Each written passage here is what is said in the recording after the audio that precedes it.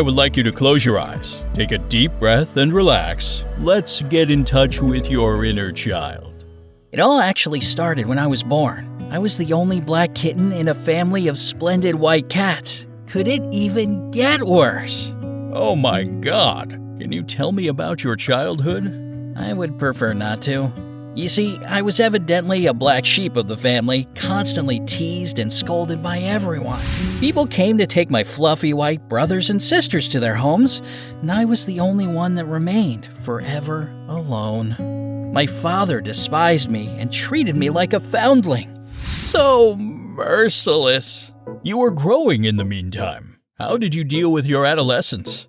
Some new human beings started visiting our territory. My parents gave birth to other kittens, but nobody paid any attention to me.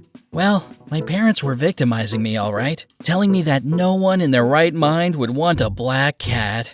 I had to find a way to prove my worth somehow. There was a horrible monster that lived in the house. It would terrify the whole cat family, even my father. It would make a horrible noise and move all over the floor as if it was alive. It had some destructive powers too, because it made all pieces of shedded paper, beads, and threads disappear. I knew only human beings could control it, but my only chance to show everyone my bravery was to fight against that monster. I took a moment when it was sleeping, standing still in the corner. I came up to it fearlessly and attacked. I kicked and smashed it with my paws, but I failed. The monster woke up and started moving around randomly, demolishing everything in the way. Everybody scattered. I was helpless. That was a catastrophe. Since that day, I was officially labeled Black Luck. Nobody ever talked to me again. So, you were already grown up when you were taken away to your new home? Yes, I grew up without any hope of getting out. I didn't even look like a sweet kitten anymore. I grew lots of long black fur and hated when they tried to comb it out, so I looked pretty much like a wildling. But once, I got a chance to start all over when a woman came to choose a cat. Since there were no more white newborn angel kittens to choose from, she had to take me. I was so full of hope for once in my life. I was put into a tiny box, which smelled like a stinky hound. Yeah. But I still hoped for the best. When I was finally released, I saw the face of a human child. He looked at me with disgust and started screaming angrily. I was so terrified that it's so embarrassing to speak about it. Don't worry, everything is fine. Please, continue. I wet myself right in front of all my new humans. Doesn't sound like a fresh start, right? The human kid didn't like me. He kept on crying and yelling he wanted a dog, not a cat. So stupid! Nobody in their right mind wants to get a dog, and the human female was unhappy I had spoiled her beautiful box. Oh, holy cat. You are not alone. I know how it makes you feel. Please, go on. Dreams of a new life faded away very quickly. I had to deal with new obstacles every day. The human child was the worst. He would squeeze me in his nasty hands so hard, I almost threw up, and chase me around. You can't imagine how much I wanted to claw the hell out of that little demon. The only human I could stand in the house was the female. She was nice. She fed me and her lap felt so good to sleep on. I even forgave her stupidity. Oh, that toilet training of hers. I used to be trained to pee correctly in my first home, but it seems it was not enough for her. First, she asked me to pee into that litter box. Then, she goes and cleans it.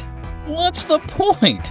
So, I came up with a perfect idea. If she liked it when I peed so much, I would give her what she wanted. I found her favorite shoes in the closet and peed into them. That is the most precious gift a cat can give, you know. I was waiting for her gratitude, but what did I get instead? A slap on the butt. Can you believe that? Oh my, what happened next? Nothing too positive. Once when I was finally having a peaceful nap on the clean laundry, I was suddenly captured by the human kid. He carried me upstairs, and then I realized he took me into that very room any cat tries to stay away from. The one with loud noises of flowing water, and the floor is always disgustingly wet. If you occasionally step on it, you have to lick yourself for hours afterwards. And the human female was there too with that shampoo and a bath full of water. A traitor. How could she do that to me? I used to be loyal to her.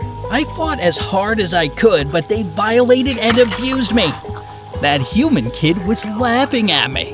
When I was finally over and I was released, I ran for my life.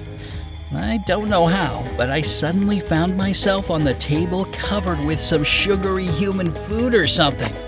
Perhaps I accidentally dropped something. I was immediately grabbed and brought back into that nasty bath, and I had to survive that execution again. I was sitting under the bed for a long time trying to collect my senses. At that point, I was sure I had overcome the most traumatic experience in my life. Just wait. It seems here comes the line. You are so right. So, once I was looking out from the window into the garden and saw her. She was the prettiest kitty I had ever seen in my life.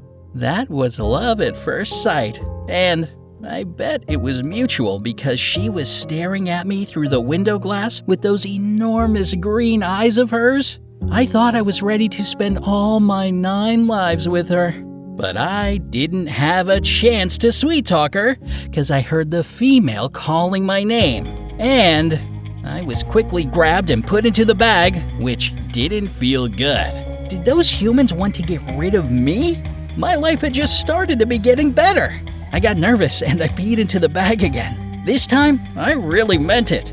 They brought me into some unknown room. Everything there smelled like trouble. I didn't feel like coming out of my bag at all. My gut was telling me, you're up to no good.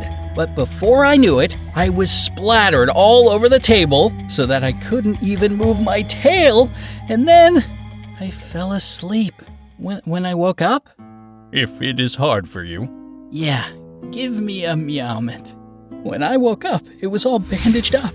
I had a strange feeling that something really important was missing and lost forever. I looked down there and became absolutely hysterical. I am not just an unlucky cat anymore. I am a defective unlucky cat. How can I look my beloved kitty into the eye now? I am such a mess. I know exactly how you feel. It is incredibly hard to be a black cat in this white cat-oriented world. Just a couple of words to finish. I have a message for you, human beings. Keep your eyes open. Keep your ears perked up. Keep looking behind you, because one day I'll find you, and then you'll be dog food.